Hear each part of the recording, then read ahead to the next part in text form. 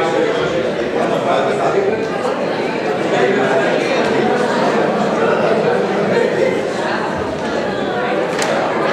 καλέσω και την κυρία Παλιανάτου Ειρήνη, που είναι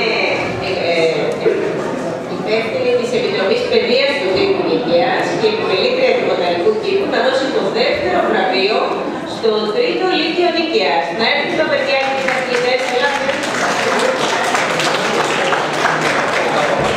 Πιο σύντομα λόγια, πολλά συγχαρητήρια σε όλα τα παιδιά που πήραν μέρος στο διαγωνισμό και στους καθηγητές τους, αλλά επίσης οφείλω να πω και ένα μεγάλο μπράβο στο προσωπικό του ΕΚΤΕ και σε όλους τους εκπαιδευτικούς που βοήθησαν και για τον διαγωνισμό. Και ευχαριστούμε θερμά, χαρήκαμε και απολαύσαμε ένα μεγάλο επιστήμονα και δάσκαλο σήμερα στην πόλη. Δεν πρόλαβα να είμαι στην αρχή να τον καλωσορίσω στην πόλη μας. Ευχαριστούμε πάρα πολύ, κύριε Δανέζη.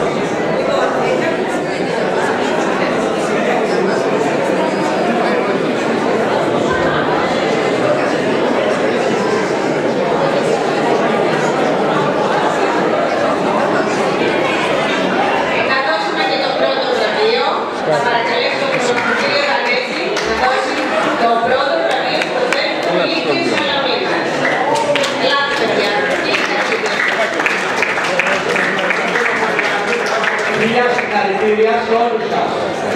Δεν έχει σημασία αν βγήκατε τρίτη, δεύτερη, πρώτη ή δεν ξέρω τι. Σημασία σε έναν αγώνα είναι να αγωνιζόμαστε. Αυτό είναι το παν. Όλοι στους Ολυμπιακούς αγώνες είναι Ολυμπιονίκες. Να είστε καλά.